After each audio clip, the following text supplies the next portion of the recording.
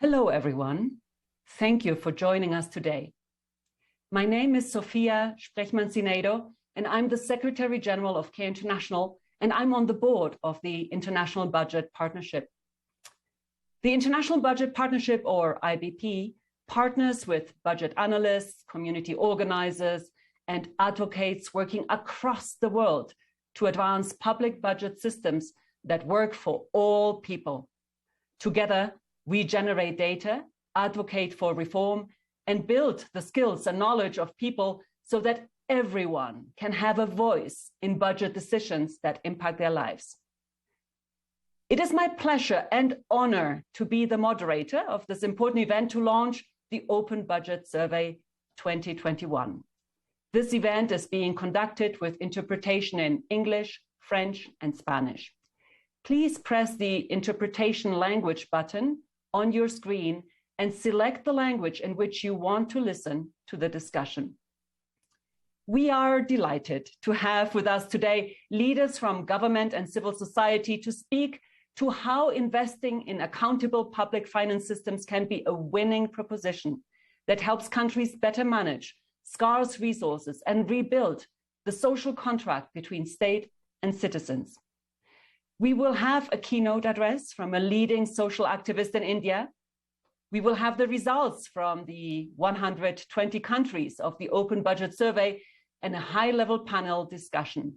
We encourage you to join the conversation via Twitter at Open Budgets or #OpenBudgets. And we aim, of course, to address questions during the event today and also afterward. We now turn to our keynote speaker, Aruna Roy, the world-renowned social activist from India, to deliver a keynote address. This will be followed by a presentation by Anjali Garg, and finally, we'll move into a high-level discussion with reformers. Aruna, it's an honor, and over to you. Thank you, Sophia, and thank you, IBP. It's a pleasure and it's wonderful to be with all of you again. 30 years ago, I represent a workers and peasants organization in India. It began fighting for the access to information and really related to the livelihoods and lives of very poor people, and we came up with two very important slogans. The first one in our language said, "Hum janenge, hum jiyenge," which translates as the right to know is the right to live. And the other one, "Hamara paisa, hamara hisab," which went all over the country, translates into "our money is our accounts." So in a sense, these are central to democratic participation and for access to justice and information. 11 years ago, I came to Dar es Salaam to deliver a keynote to IBP, inspired by these two slogans and the relevance it has had in a world beset by inequality and injustice cannot be emphasized. And with the growing hunger for democratic participation and the equally repressive regimes that we are all facing, these two slogans have gained in importance and relevance. I return to this forum in a markedly more hostile world to say that for transparency and accountability movement I represent and the budget transparency forum I'm speaking at, these principles have become even more critically relevant today. With the results of the Open Budget Survey 2021 that you have circulated to all of us, we have a quick review of where we stand with these two very essential principles, the right to know and the consequent right to live. Because I do believe that budgets are not esoteric pieces of information. They relate directly to people's lives, the money that is going to be allocated to us, and whether we survive or don't. And it's extremely important that we understand it. Contemporary democracy has, however, pitched in a remarkably short time from a positive trend towards creative efforts on open governments and citizen-centric governance to an era of sharp reversal with opaqueness, evasion, and surveillance disabling the democratic rights of citizens. It has happened in my country and is happening in democratic countries all over the world.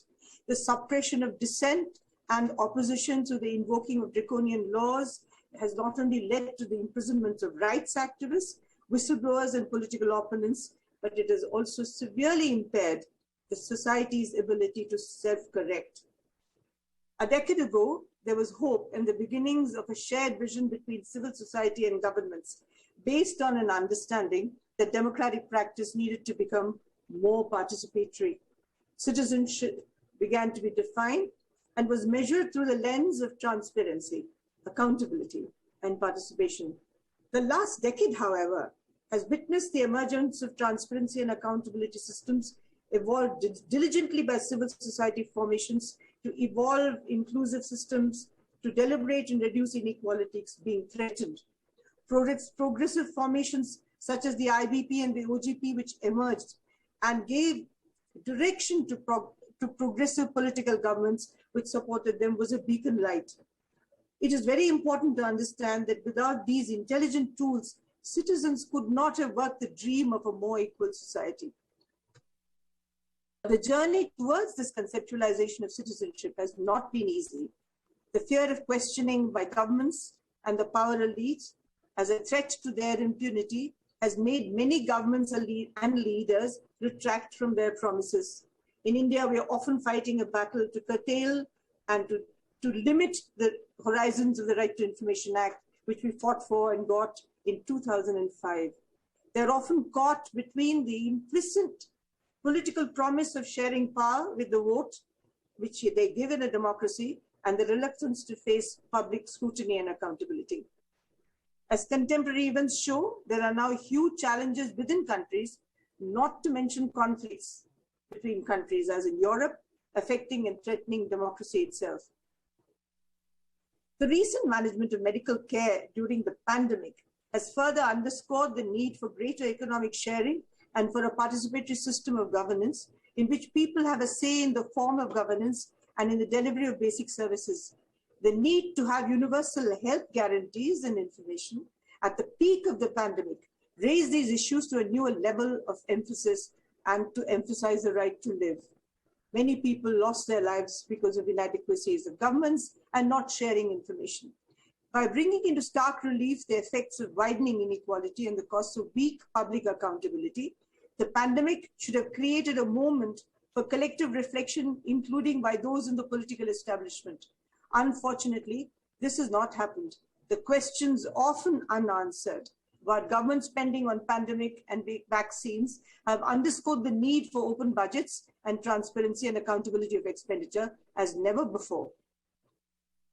The pandemic has also illustrated why budgets and a survey on openness of governments will prove an important part of the capacities of civil action. The question of whether governments will invest in recovery efforts in national budgets is critical for marginalized populations. The process of how a budget is decided, whether there was public engagement to include people's opinions, and whether it delivers on promises, is an evaluation of democratic governments themselves. Governments are also using digital technology as a red herring for collecting and controlling citizen information. It is no secret that from restrictions on citizens' access and phone tapping to Pegasus, technology is actually being used to control access to information from the smallest units of governance to the largest policies and laws. In the suppression of transparency, governments achieve a dual purpose: collecting data, often which cannot be scrutinized, to track in the name of national security, and combating corruption, but eventually using that information to promote private investment. Despite all the intrinsic threats to restrain access to information and transparency, governments speak a language that talks of all these rights as sacred. This double speak has to be exposed. And what better way than to look at their budgets? The fundamental right to question state spending, even through the Comptroller and Auditor General or the Supreme Audit institutions, has been compromised in many countries through collusive practices of arbitrary governance and laws which prevent scrutiny. The claim of democracy must be backed by appropriate participatory institutional structures, internally and internationally, and be open to be examined by citizens. Addressing all this, the Open Budget Survey 2021 that you have presented shows that investing in open budgets is a winning proposition. Over the last 13 years, the IBP has documented steady gains in transparency despite the pandemic and democratic headwinds. This is substantiated by a growing body of evidence that transparency, participation, and accountability in budgets in decision-making leads to lower corruption, more revenue, and better government services. In a scenario where the right to question and the right to dissent, the right to free speech and expression are all under attack, institutionalized mechanisms like the open budget become an even more vital tool. Platforms for citizen engagement are shrinking, and budgetary provisioning and the passage of laws are becoming more opaque than ever. The demand for democratic rights underscored the need for resistance and struggles as power elites switch to modes of controlling power and information. Our resistance is manifested in different ways to make sure that there is accountability of our political institutions, be they legislatures, national legislative committees, or national agencies. Placing open budget partnership in the center of this debate offers possible ethical solutions to fight the many inequalities in the world. Every tool, transparency, accountability, participation, and even technology must work for the people. As a methodology of making accountability work, the open budget has been a system of fixing veracity and systemic negligence in sectors which have traditionally been opaque or marginalized. Community participation helps reduce waste of public funds, and audits help corruption in procurement. Good budget decision-making, that is, decision-making shaped by vigorous public participation, real transparency, and active oversight, helped by all the national governments' passing of their transparency laws, helps strengthen the social contract and eliminates obstacles to the fair delivery of public services, which ultimately advances the resilience of the poor rather than the interests of the elite. Governments and oversight bodies like legislatures and auditors should in fact seek ways to bring the public in, and in so doing, invigorate democratic and open societies. Some countries are finding innovative approaches from leveraging digital technologies to garner public feedback and consultation, to working with communities to track whether services are actually reaching them. In the state where I live in India, Rajasthan, civil society and government have come together in a formal, institutionalized, regular digital dialogue to build a Jan Suchna portal. In English, a people's information portal. In the 2.5 years of its existence, it has received over 100 million visits, and there have been 125 million information downloads. This relates to granular information of all public expenditure, and it has allowed people to ensure that they receive their entitlements in real time in millions of cases. Like the expenditure portal, perhaps we should also come up with a budget and planning portal. People need to see budgets as controlling mechanisms which affect their livelihood and life.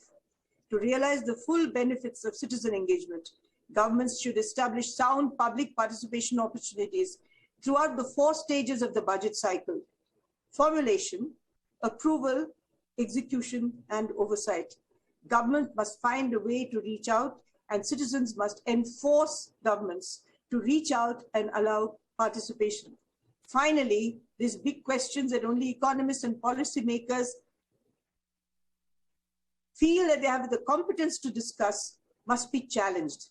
It takes us back to the 2 straightforward, simple formulations of the amazing semi-literate and illiterate women in them cases who battle with poverty every day and said that the right to know is the right to live. And budget priorities determine our right to live. What is allocated is our money, and it is therefore our accounts. We have a right to know and to decide. Democracy is first about people. The open budget survey is an exercise of our money, our budget, to enable us to know, decide, and live with equity, justice, and dignity. We have great expectations of the IBP, an institution that has taken on the responsibility to anchor this important global exercise. Despite hard times, the IBP is continuing to build solidarities using global experience. It strengthens processes such as open budgets as part of the architecture of our global democratic culture. We must, in the end, continue speaking truth to power, and open budgets are a part of this exercise. Good luck to you, good luck to ourselves, and good luck to all democracies, open budgets, open governments, and a free people. Thank you. Thank you, Aruna, for your very powerful message, an inspiring message. Thank you for describing the headwinds against we are up so well. And thank you for really very clearly laying out the role of open budgets in tackling and addressing the big challenges that, again, we are up against. We now turn to Anjali Garg, the head of the Open Budget Survey at the International Budget Partnership, to hear about the Open Budget Survey findings and paths to progress. Anjali, over to you. Thank you, Sophia. I'm delighted to launch the Open Budget Survey with our partners in 120 countries today. The latest Open Budget Survey is being released at a moment when inclusive and accountable public budgets are more urgent than ever. The pandemic has led to the first rise in global extreme poverty in a generation, and inequality is soaring. If we are to meet these challenges, governments need to open up to public dialogue around how best to manage scarce public resources. When the pandemic first broke out, we wondered whether governments would be able to maintain accountability in their annual budget processes. Yet we knew how critical open budget practices would be to ensuring relief and recovery efforts reach those most in need. At the International Budget Partnership, we have been producing the Open Budget Survey for the last 16 years, and even we were surprised by the most recent results. We found that while accountability systems around the world remain weak, the pandemic did not undo hard-fought gains in transparent and accountable budgeting practices worldwide. Most countries were able to maintain, and in some cases build, on earlier gains in accountability in their annual budget processes. Between 2019 and 2021, the global average score for transparency increased by 1 point. The global average score for oversight declined by 1 point, and the global average score for participation was unchanged. Although the survey does not explicitly examine the reasons why country practices improve or regress, we believe the resilience and durability of open budgets can be attributed to 2 factors: increased digitization of information and the institutionalization of accountability practices. In light of these somewhat surprising results, we believe investing in open budgets is a winning proposition. Over the last 13 years, we have documented steady gains in global transparency. The average transparency score in the survey has increased by more than 20% since 2008. Eastern Europe and Central Asia, East Asia and the Pacific, Latin America and the Caribbean, and Sub-Saharan Africa have all made significant strides in regional transparency scores since 2008. Reform champions worldwide, many of whom you will hear more from in our panel today, illustrate the power of political will in driving progress and demonstrate that reform is possible anywhere. The Dominican Republic has entered the top 10 performers who are leading the way in advancing and institutionalizing transparency, alongside other leaders like Georgia. Benin, Nigeria, and the Gambia are among the biggest improvers in this survey round. Many governments are also introducing innovative approaches to public participation, including using digital tools and other channels to engage with the public and be more inclusive in those engagements. Indonesia has set up a centralized portal for complaints on service delivery. Moldova and Argentina's national audit offices are testing public outreach strategies. South Korea is increasing representation from marginalized communities in its public consultations on the budget. These countries are reaping the benefits of open budgets and provide a useful roadmap for others to follow. While these positive results are heartening, we must underscore that there are important gaps in accountability systems worldwide. No country meets our minimum standards for adequate accountability on the 3 measures we assess. The transparency improvements we have observed come off of a low base. The average global transparency score is 45 out of 100, far from the level of information the public needs to engage in meaningful debates on how public resources are raised and spent. Less than a third of countries provide sufficiently detailed information to understand how their budgets address poverty, and only 14% of countries present their expenditures by gender. Public participation is the weakest link. The average global score for participation is just 14 out of 100, indicating that participation is scarce and meaningful participation is rare. Only 8 countries worldwide have formal channels to engage underserved communities in the budget process. Oversight systems are being compromised. The average score for legislative oversight has declined slightly to 47 out of 100 due to political unrest, the pandemic, and executive overreach. The average score for audit oversight remains unchanged at 63 out of 100, but serious challenges remain. Most executives feel little pressure to implement audit recommendations, undermining the influence of auditors. The status quo is not enough. As we look ahead, we must ask ourselves, what can we, as a network of open budget champions, do to encourage more countries to pursue paths to progress? That is why we are renewing our call to action and urging governments to publicly commit to and achieve the following goals. Renew the social contract by establishing meaningful, inclusive opportunities to engage the public across the budget process. Curtail executive overreach by improving oversight, especially during budget execution. Usher in a race to the top by disclosing more and better information on planned and executed budgets and debt and fiscal risk. Institutionalize accountability reforms as permanent features of budget systems. At the International Budget Partnership, we will do our part to provide spaces where government officials, civil society, and other practitioners can come together to engage in peer learning and advance good practices. Thanks for joining us today as we take this work forward. We invite you to read our report, interact with our data, and join our call to action by visiting our website, www.internationalbudget.org/open-budget-survey. We hope our conversation today will motivate more paths to progress. Thank you. Thank you, Anjali, for that very interesting summary of the findings and recommendations from the Open Budget Survey. Now we wish to engage with all of you and conduct a poll. And let's see whether the poll will come up. We would like to ask you where you most would like to see most improvements in open budgets. And hopefully the poll will come up. Wonderful.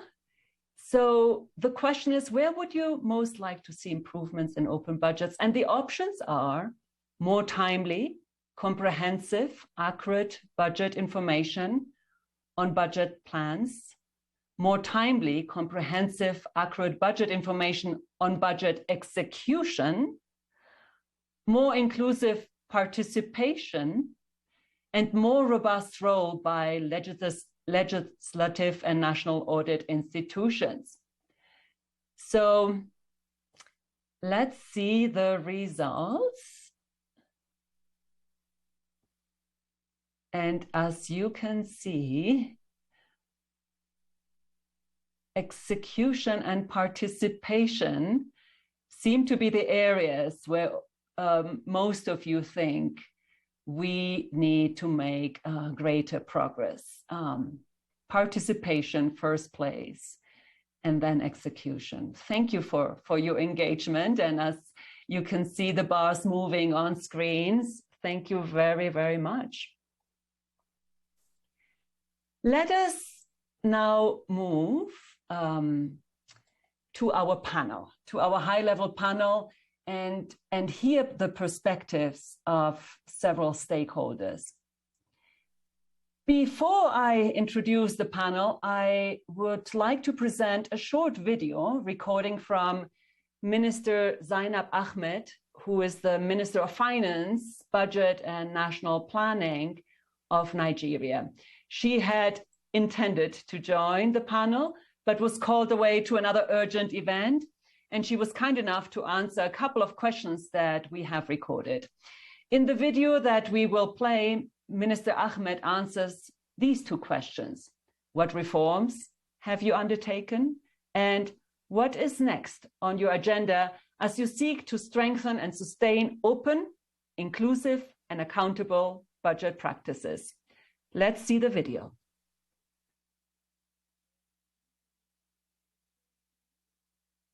Good morning, Amslam. I'm Zainab Shamsuna Ahmed, Minister of Finance, Budget and National Planning.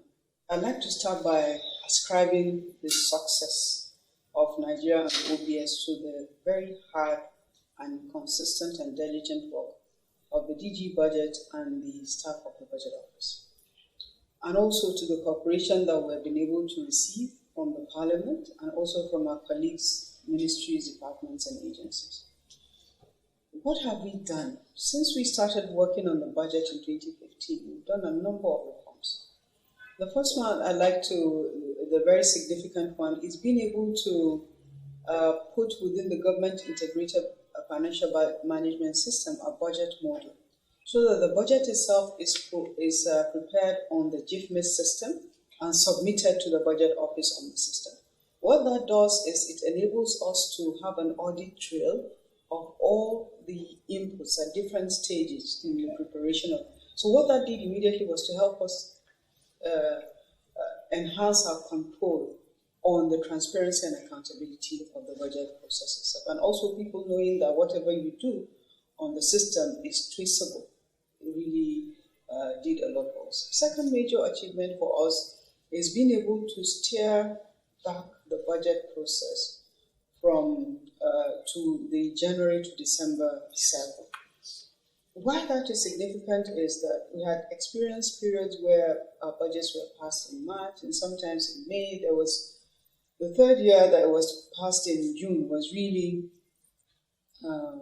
what hits the chord that we must work together with the Parliament to get the January to December budget cycle passed. But to be able to do that, we have to make sure that the medium-term expenditure framework is also prepared on time and submitted to Parliament by June, and that the budget itself, the process starts early so that by the end of September, the budget is with the Parliament. And we've been able to do that consistently for the past 3 years.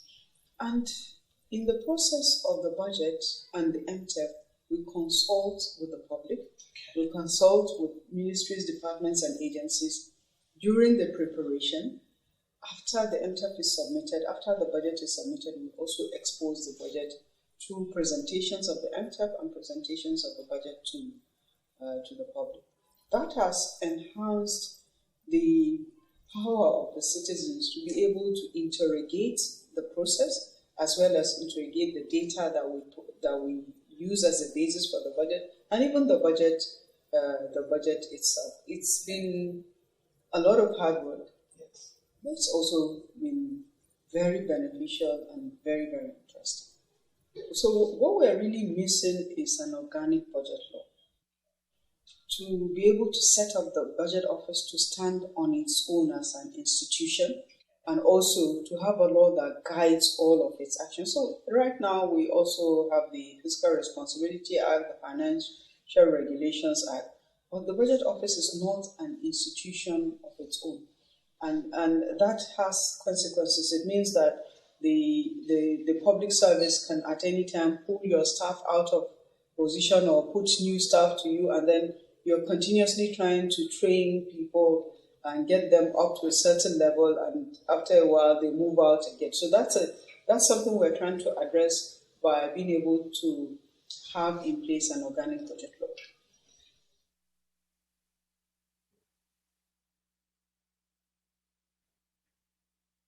We now turned, thank you for that message from Minister Zainab Ahmed.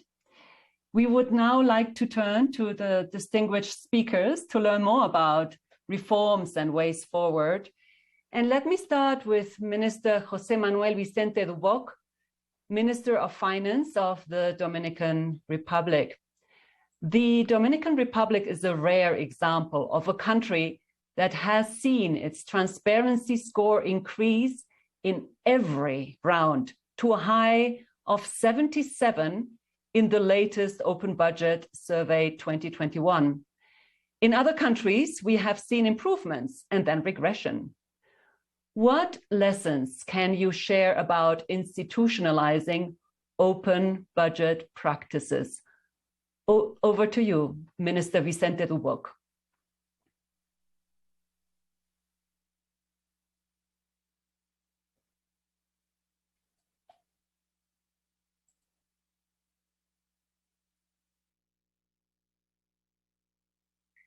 Thank you, Sophia.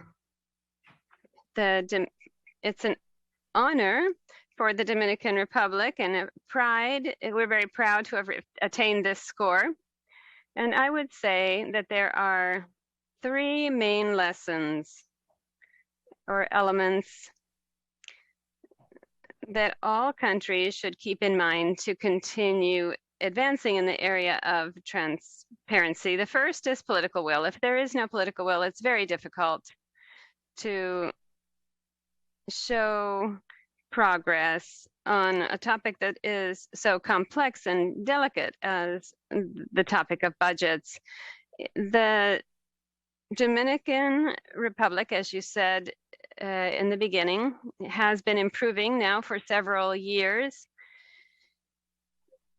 in everything that has to do with transparency. However, COVID, the pandemic, was a big test for us because just like every other country, the priorities of the governments weren't necessarily budget priorities, but rather how to attack the pandemic.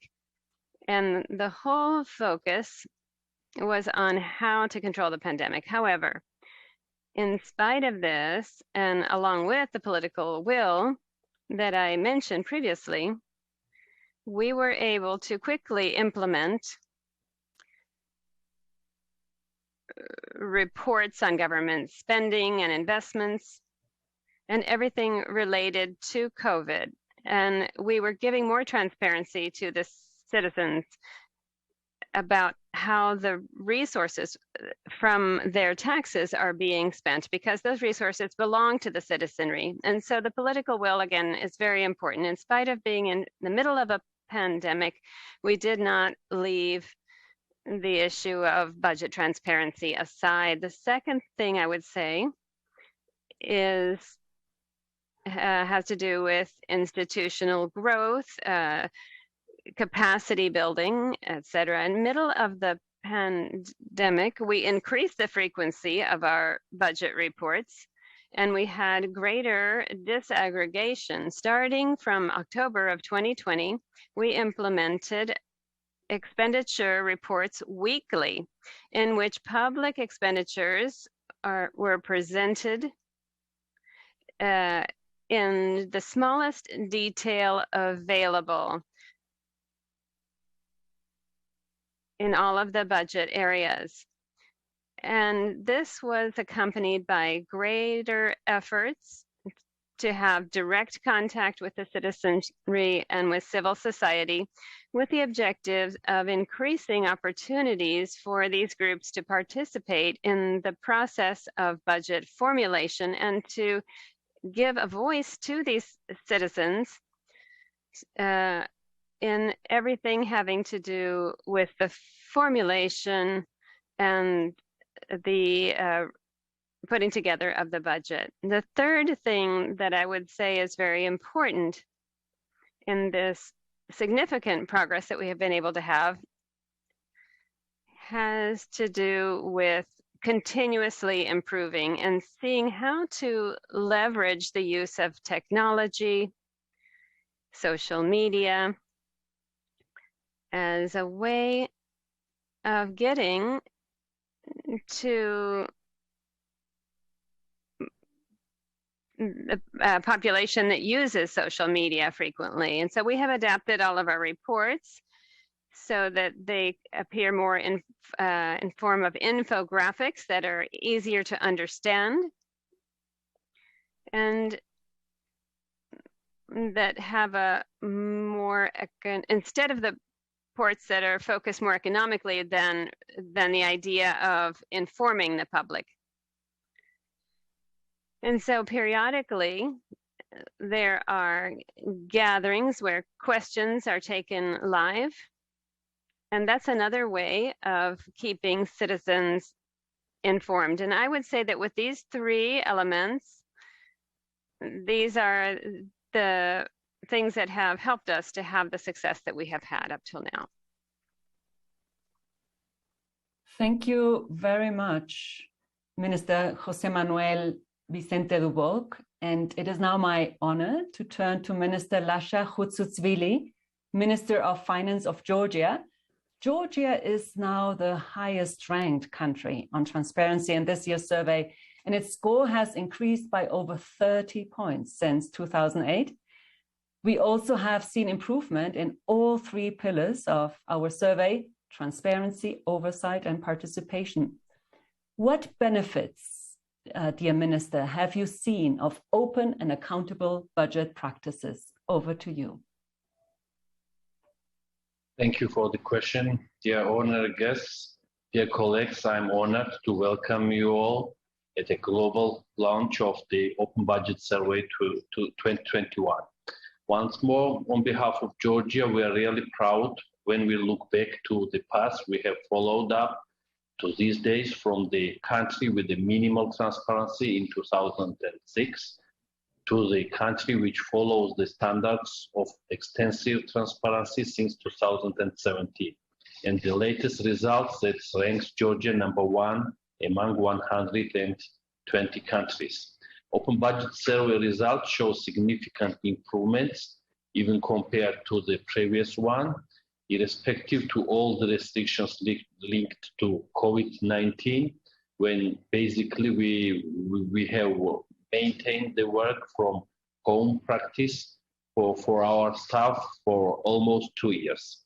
So the highest score, which confirms the progress we have made, gives us ground to be proud, but at the same time, acknowledgement of the results we have achieved adds on to our sense of responsibility and motivation for the way forward to deal with the remaining or emerging challenges.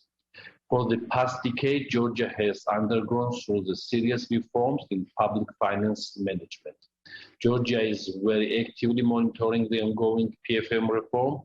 Open Budget Survey regularly tracks the development. We regularly do the PEFA self-assessment, engaged in instruments like FTE and PIMA by IMF. Open Budget Survey recommendations, among others, have guided our reform agenda and still leaves room for further development, especially in citizen participation area.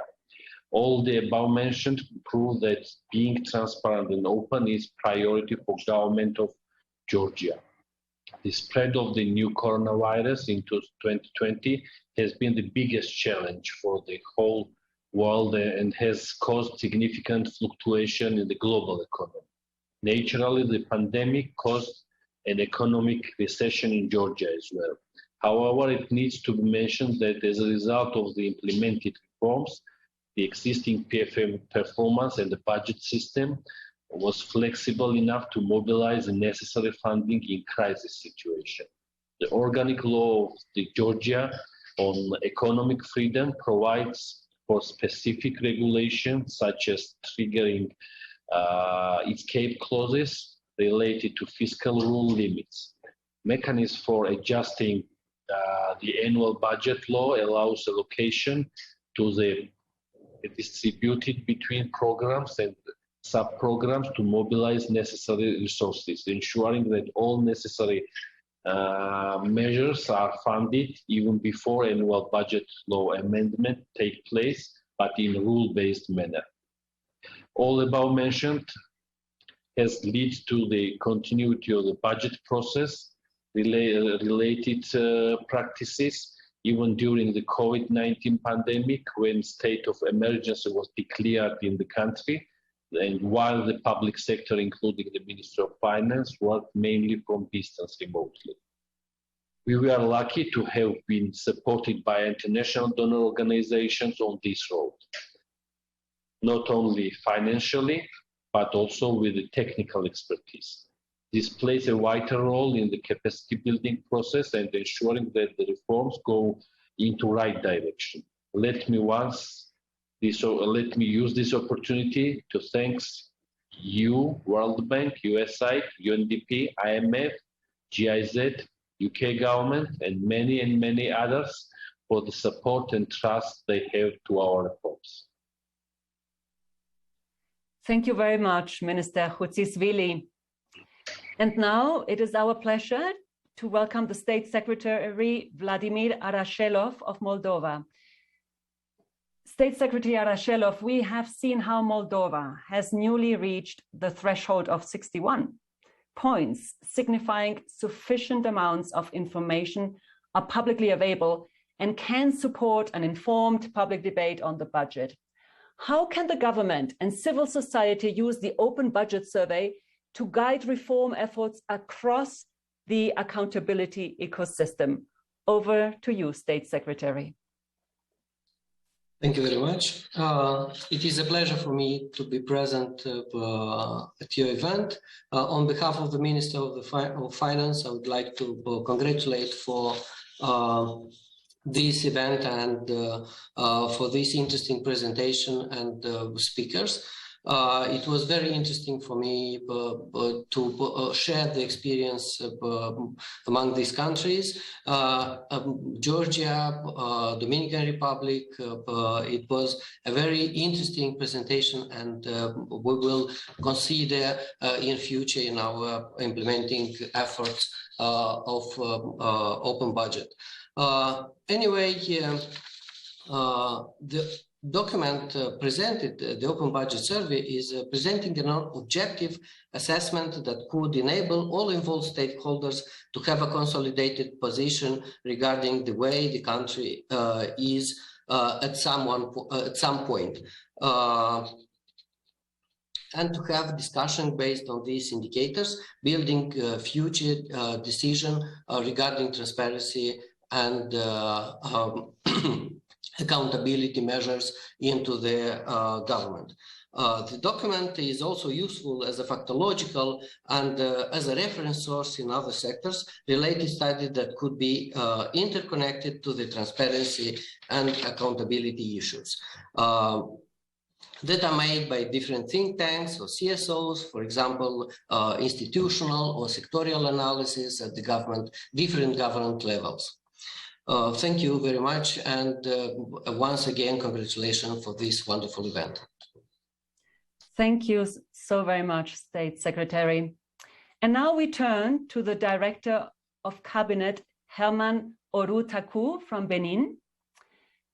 Benin has made great strides on the road to greater transparency, increasing its transparency score by over 60 points from 1 point in 2012 to 65 points in 2021.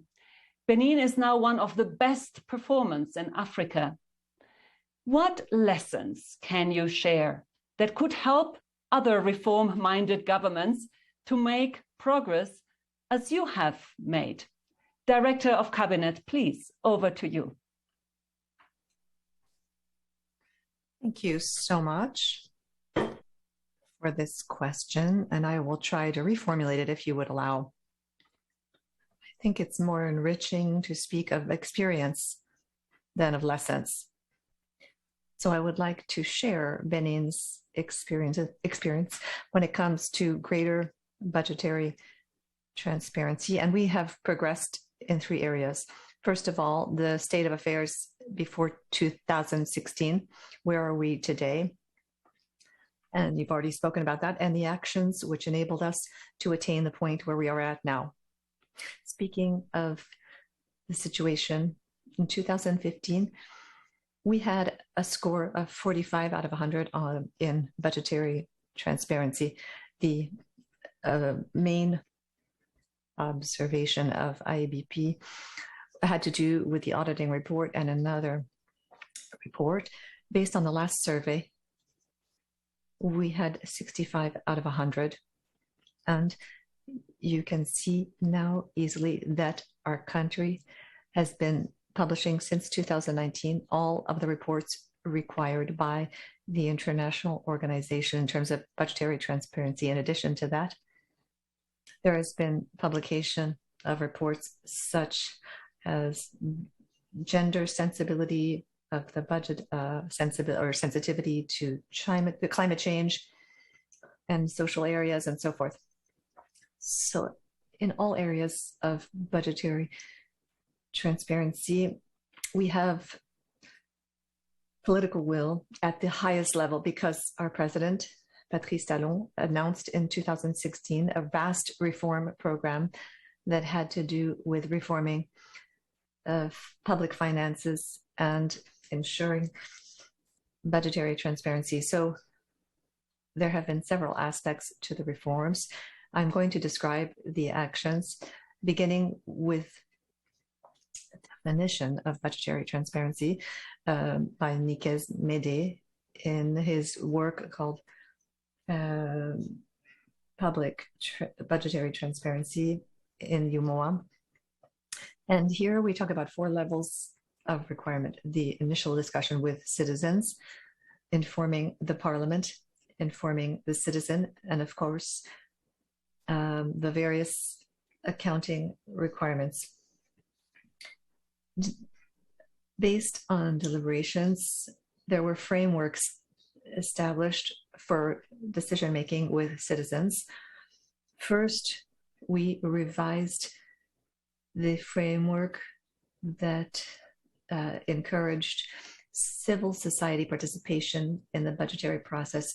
We also looked at the calendar for the budget process to provide more space for discussion for these economic actors during the preparation and publication of the finance law. We opened the budget process to civil society organizations and non-state actors. In this context, there are the main organizations such as Social Works, Benen, Sonata, PASIM, and so forth, which were able to participate in the budget process and contributed their various information. We also put in place a dialogue with the private sector, and before preparing the draft law on budgetary and fiscal measures with actors from the private sector. We also put in place a working framework with the sphere of local communities, the local municipality association on the measures of interest to them. We also put in place a harmonization framework with social organizations, labor unions, to discuss with them the budgetary proposals. Now, as regards the second area, requirements for information for the Parliament, which aims to make this institution capable of making decisions with the best information possible. We produce regularly information to be able to contribute to the budgetary debate, which opens the last phase of the budget process before June 30th of every year. We talk about budget orientations with the Parliament. We also have the production of all budget documentation with the draft finance law. We have many documents which make it possible for our National Assembly to be able to examine all the information related to the budget and ask questions that are relevant. We also check in on these reports regularly for budget execution. As regards information requirements for citizens, which aims to make financial information accessible to citizens, I can list a few actions that we took. We put in place in 2021, in the context of the project that you know well, Fiscal Openness Accelerator, Finance Initiative for Fiscal Transparency, International Budget Partnership. With all of these, we put in place an interactive platform with citizens with the Boost Pro tool, and this is a mechanism to promote public participation in the budget process. And this makes it possible to download on individual telephones, Android telephones, and information, and makes it possible to program activities. And in 2006, we have an entire unit to focus on budget transparency and communication. And I can say that this unit is devoted to monitoring implementation of the annual plan for improving budgetary transparency and accountability.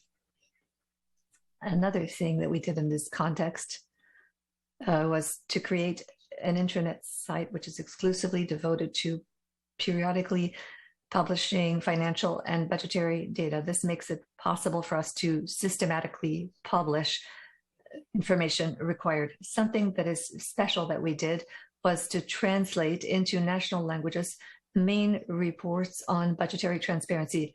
I can say in total, there are 8 of our national languages that are the most representative that were used for the translation of documents that we shared with the public. There were also audio programs that were made available on the website for the General Budget Office and on social media. We organized a few times also some fairs on budgetary transparency in the interior of the country. And during these events, participation was such that participants were able to ask questions, and it was a way of spreading and making accessible information through community radio stations. Now, I would like to talk about accountability requirements, specifically related to execution. And we took certain actions. The first action was the operationalization of the Court of Accounts. And this began with the 2019 budget. And in 2020, we operationalized this court. This is the most competent organization in the area of auditing. And we worked with certain financial and budgetary partners. We looked at various evaluation mechanisms to study the quality of financial data. And there were some evaluations carried out by Standard & Poor's and others. We also performed FTA evaluations with the IMF on budgetary and fiscal transparency. We had several iterations of the climate evaluation. We saw successive progress. We were also subjected to USAID evaluations and the World Bank and so forth. And so we were very much engaged, a great deal of political will. We worked with the IMF on various programs. We have just concluded a program with them. So to summarize, among these elements, this will be my conclusion to this question. What was most important in our view was the political will and political support. This political will, which was even more important and necessary, it really gave the entire government what was needed to go forward with these reforms with great confidence. Thank you so much. Thank you very much, Director of Cabinet Oro Taku, for your insights. And now I have the great pleasure to welcome the Honorable Helen Clark, Goodwill Ambassador for Supreme Audit Institutions, Independence, and former Prime Minister of New Zealand. Our open budget survey shows that while many countries have been able to maintain gains in transparency, legislative oversight is eroding, and in some countries, executive overreach has undermined the impact of independent auditors. These findings are in line with the Institutionalize Development Initiative Global Stocktaking Report, which found that independence and resource constraints remained an impediment for supreme audit institutions or SAIs. As Goodwill Ambassador for SAI independence, what are your goals for bolstering the independence of national audit offices? What more can donors and multilateral institutions do to support this agenda? Honorable Helen Clark, over to you.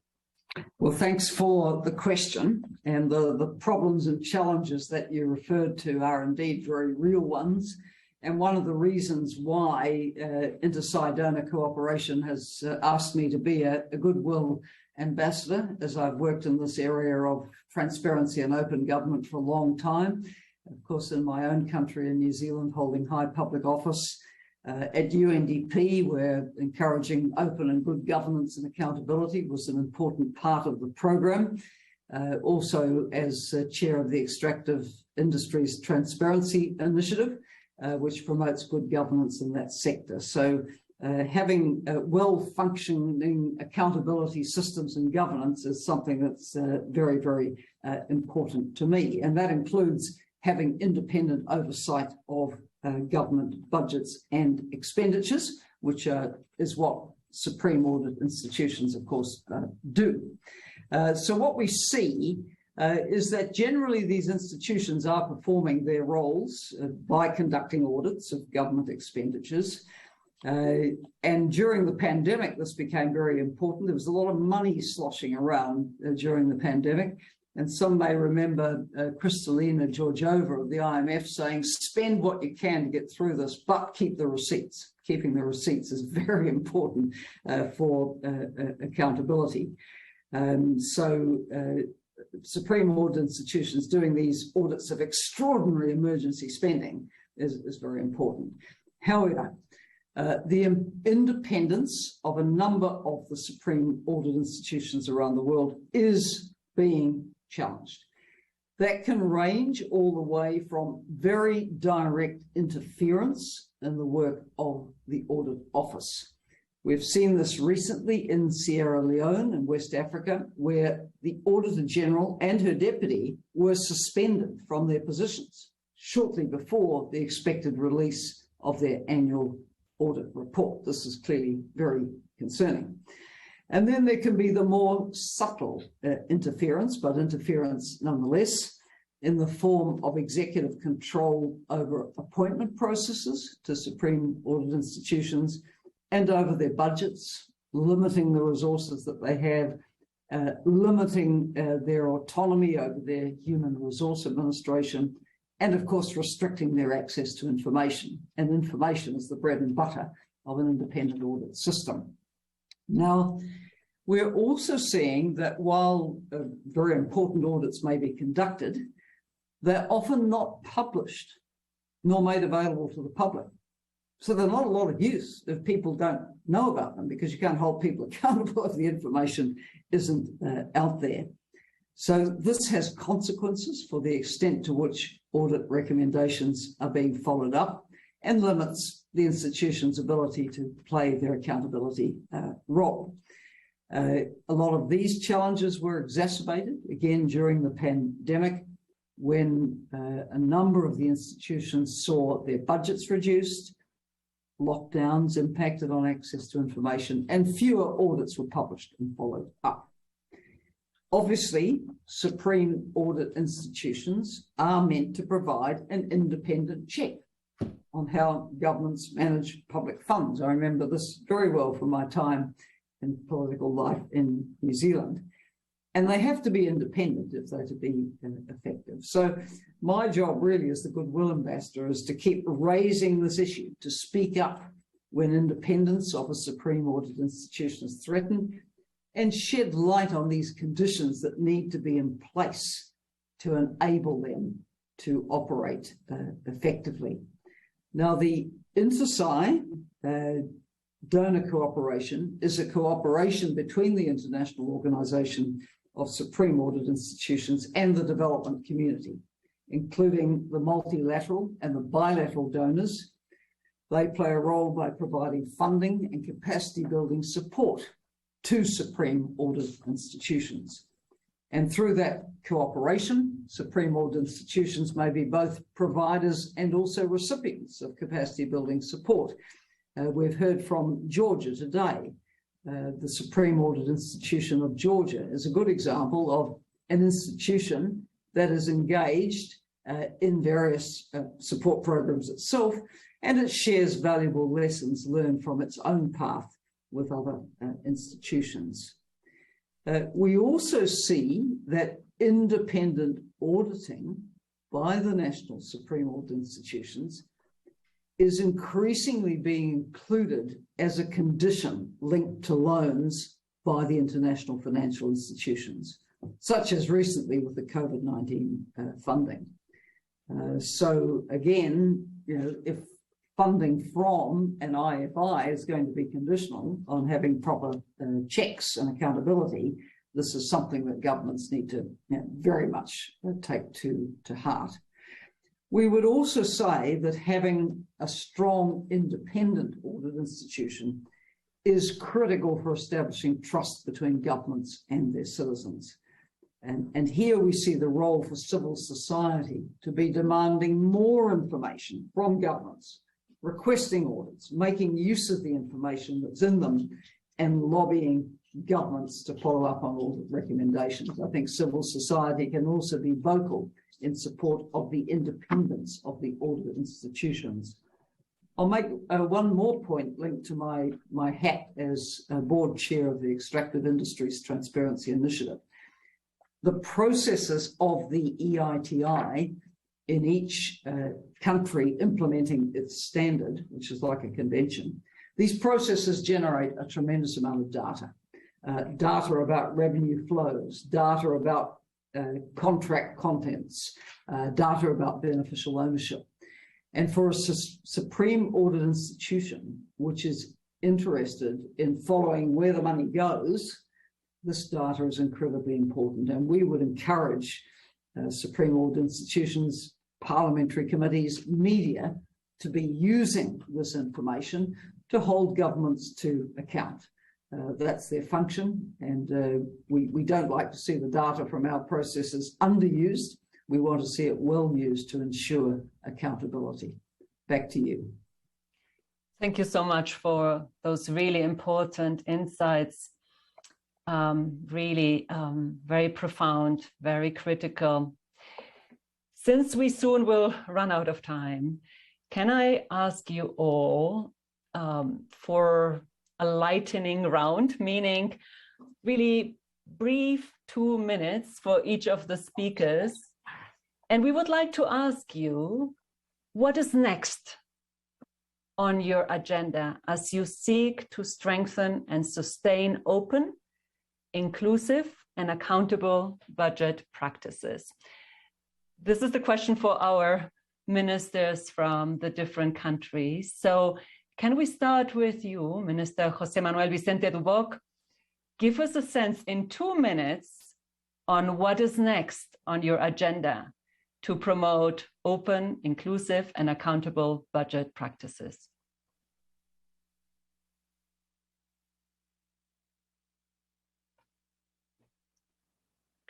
Yes, I would say there are 4 big things. First of all, to make the budget formulation process more transparent.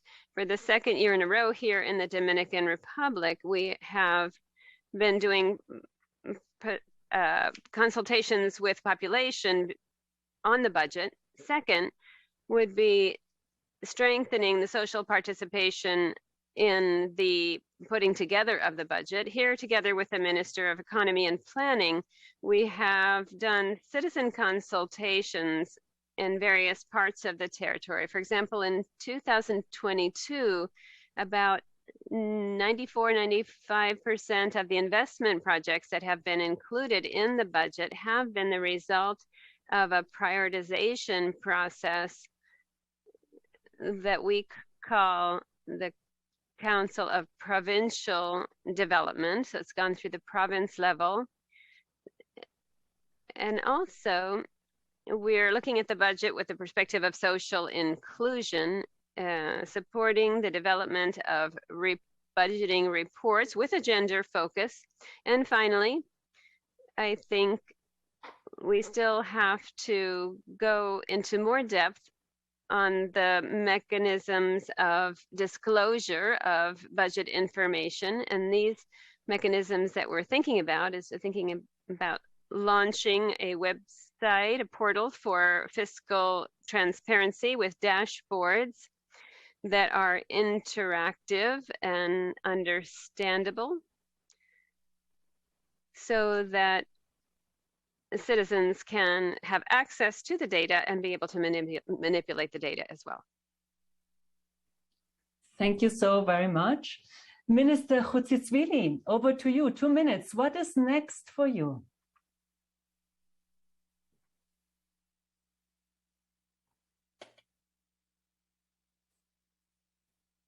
Minister Hutsusvili, you're on mute. If you can unmute your mic, thank you very much. Thank you. So we have the rule-based approach to the PFM reform, which implies we do constantly monitor the reform and depict the solutions in PFM strategy and annual action plans. We have recently finalized PEFA as self-assessment reform 2019-2021, and we have prepared first our gender-responsive PFM self-assessment report. After the validation of PEFA results, it will serve as the basis for the next PFM reform strategy for 2023-2026, as well as recommendations suggested by IBP as part of Open Budget Survey, together with the other instruments we will be using with IMF. The deeper layers of fiscal policy formulation, such as state-owned enterprises reform, fiscal risk management, public investment management, and developing domestic markets, are fundamental areas of our ongoing and upcoming reform agenda. With the geopolitical challenges, especially for the Georgia and the region, it does never leave room for the pausing on our reform agenda. We have recently submitted responses to EU questionnaire on the candidate for EU membership, and this adds even higher responsibility to the future reform agenda items, which should allow our PFM system compatibility to EU standards. Citizen participation still is a challenge worldwide. Minister of Finance continue to work on the development of citizens' participation mechanism in the budget planning process. Transparency alone is insufficient for improving governance. Inclusive public participation is crucial for realizing the positive outcomes associated with the greater budget transparency. In 2019, electronic system of budget transparency and public participation has been officially launched, through which all the citizens have the opportunity to participate in the budget planning process and receive feedback, as well as to get information about budget process and budgeting issues. We are very attentive and responsive to the recommendations coming from our international and bilateral partners.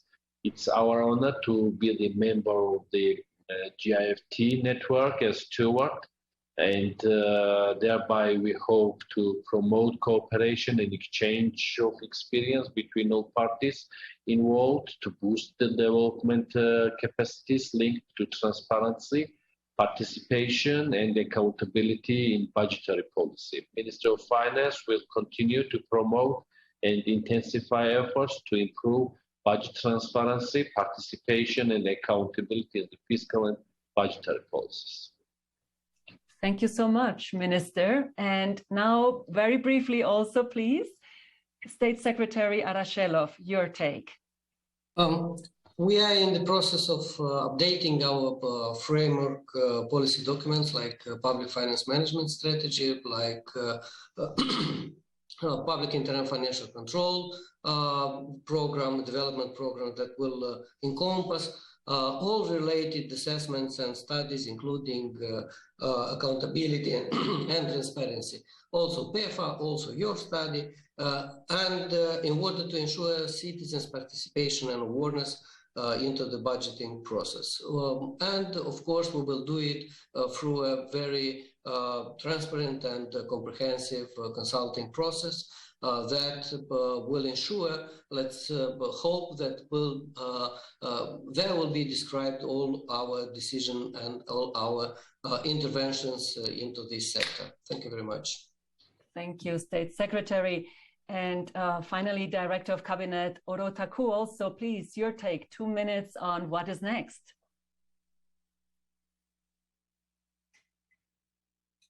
Thank you so much, Inbin. Our next objective is to decentralize budgetary processes, be even closer to our citizens, to better understand their needs and inscribe them more effectively in the budget process. And we also want to strengthen the citizen side of this budgetary process. We have identified certain actions that are not yet exhaustive. There are 4 so far. We are going to develop accessibility to citizens of municipality budgets. We're going to carry out surveys among the citizens and with CSOs prior to preparing budget reports, and then we will have regular budgetary consultations with our citizens. Thank you. Thank you so much. And finally, Honorable Helen Clark, we have a final question for you to wrap us up, and that is that in a report that IBP and Intersite Development Initiative authored together, we made the case for an all-hands-on-deck approach in which auditors, governments, legislators, and the public should work together to bolster accountability of public spending. What advice would you give to countries that are seeking to build a robust accountability ecosystem? How can we create a virtuous cycle of accountability that promotes collaboration and independence of various oversight actors? Over to you. Well, following on from what was just said from Benin, I think the engagement of civil society is very, very important. And I know, for example, elsewhere in the world, in Latin America, there are supreme audit institutions which are working to get civil society engaged in what areas are selected for audit, and sometimes even on audit implementation. So if civil society is involved with its voice and advocacy, that may well increase the impact that audits of public expenditure have and lead to an improvement in public service delivery. I think also it would be useful to have more robust accountability and communication and collaboration between oversight institutions. For example, the interaction of parliaments with supreme audit institutions. When I was a member of the New Zealand Parliament, we loved the Audit Office reports. They were the bread and butter of our cross-examination of government ministers and senior officials. And I think for members of Parliament to understand just how powerful this information is in holding governments to account is very important. And by the way, it wasn't only opposition members of Parliament who found it useful, the government members too want to get to the truth of what's happening with public spending. I think at the global level, I'd also stress the importance of cooperation between the different initiatives in the transparency space. You have obviously this open budget survey, very important. You have the Open Government Partnership. You have the Extractive Industries Transparency Initiative working on accountability and transparency in the extractive sector. You have this Intersite Supreme Audit Initiative donor initiative, you have the Kimberley process. I mean, there's a lot of different things in the space, and working together and collaborating and each bringing our perspectives, I think is extremely useful. But you know, congratulations on the open budget survey. I think it's, you know, really put more useful information into the public domain about the, you know, the progress, but also the challenges. Thank you so much, Mrs. Clark. And now, to bring us home, we will hear from the public again. A very quick poll to you, which hopefully will appear on your screen. And that is now, based on today's discussions, this very rich panel that we just have had, the keynote address, the results of the open budget survey. What are your thoughts on open budgets? And the options are: I feel more informed, I am motivated to engage in national policy discussions, I am keen to be part of the call to action, and all of the above. Let's see the results. And not surprisingly so, the public is motivated to do all of the above, to stay more informed, to engage in national policy discussions, and to be part of the call to action. You can see the bars moving on your screen and the results from our poll. Please keep your answers coming. Particularly the all the above and the call to action are highest rated. Thank you so very much for your engagement. Thank you to all of our speakers today. Thank you for the public's engagement. These are truly trying times, but as we cope with crisis, we also see how open and accountable public finance systems are a winning proposition. The results of the OBS and the speakers with us today have reinforced the possibility that a more transparent and accountable world is possible and real gains are achievable. We have heard commitments from governments. The next step is to ensure these are shared at the country level and that governments work hand in hand with all stakeholders to deliver on these commitments. To get there, we have to act collectively. Please join us in continuing this conversation and making this vision a reality. Thank you for your participation today.